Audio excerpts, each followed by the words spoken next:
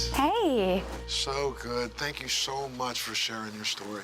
Oh, such a pleasure to meet you, Montel. How you doing, sir? Good. And Good. I brought a flower for you. Oh, thank you so much. Just to Thank make you smile. Absolutely. And it does exactly that. It puts a smile on my face the way you've been putting smiles on people's faces all over this country. Thank you.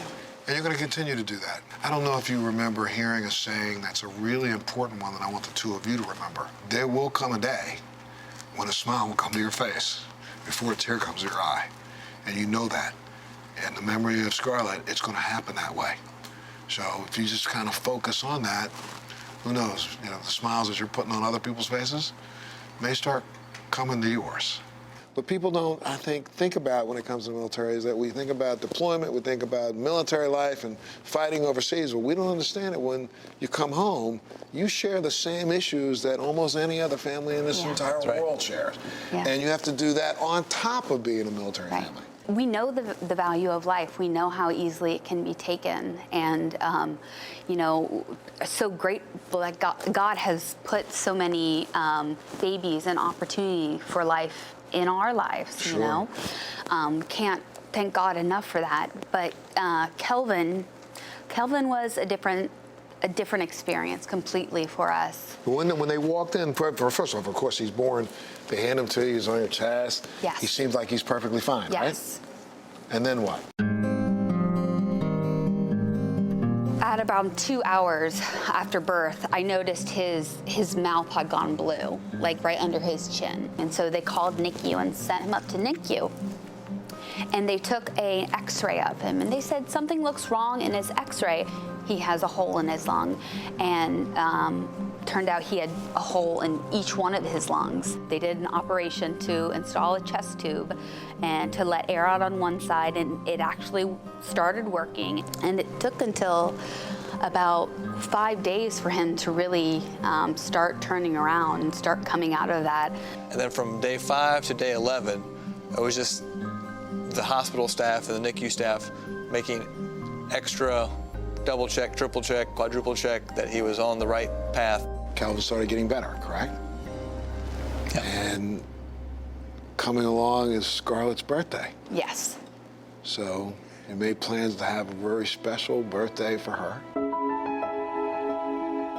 Her grandma wanted to take her on a big girls' weekend to Orlando. Her favorite princess was Ariel. Okay. So she got all dressed up like Ariel. Head to toe. She had a fairy godmother in training there who spent her time and made her dream come true to be Ariel. The thing I remember most about that weekend was just the amount of times that I would stop and look at her. Something would just stop me. And I would just look at her beautiful face and just vocalize my feelings in that moment. And just tell her how much I loved her.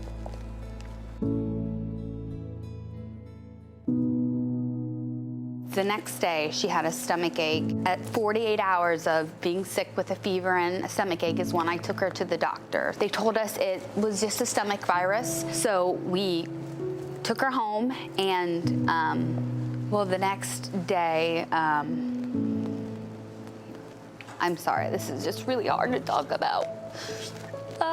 When I knew something wasn't right, I called the ambulance. The ambulance came. And the ambulance driver said, we need to pick her up. She was in my bed. She turned and said, I want my mommy. And that was the last thing she said. She died in the ambulance. Her heart stopped, and they started CPR. I felt my entire chest being ripped out of me. And for weeks after her death, the pain just went over my heart. I have this massive pain over my heart. It's a physical pain.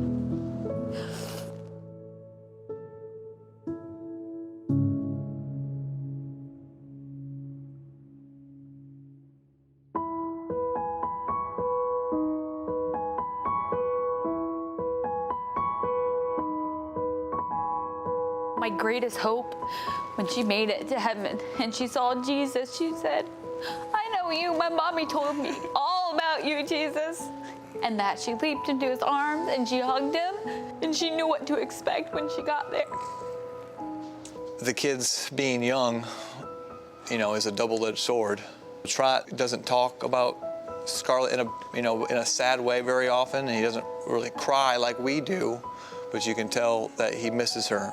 And Magnolia, she was only kind of said that she is sad over Scarlett once. She's like, she's in heaven. Why are we sad? She says, "I don't cry for Scarlett, I laugh for her. She's in heaven."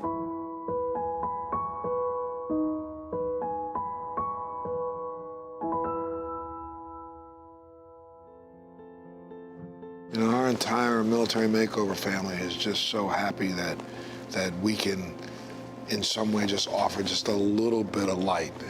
And I think that, when the children see what we've been able to accomplish and to help out with their home, I hope that in some way that's just another diversion for them. Yeah. To take their minds off of and to put it back to the family. Right. Yeah. Trot's expecting a slide out his window to the pool. Did you tell that to Ryan? I mean, Ryan's probably going crazy trying to figure out how he's going to put a slide out that window. Trot told that to Ryan. Trot told that to Ryan directly. Oh, man.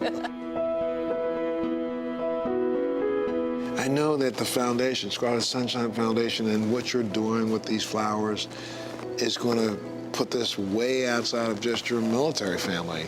But the rest of the country is going to see this and understand what it is you're doing, especially in your beautiful daughter's name. Yeah, there's a quote that says, "Be what you love most about the person who's gone." And that's what we're trying to do. She was such a, a ray of sunshine and a light for so many people. We just want to be the person who taps on your shoulder and it's like, "Hey, here you go. Here's a smile. Do you need one today? Because I got one for you." Well, thanks for helping Military Makeover be that tap on the shoulder.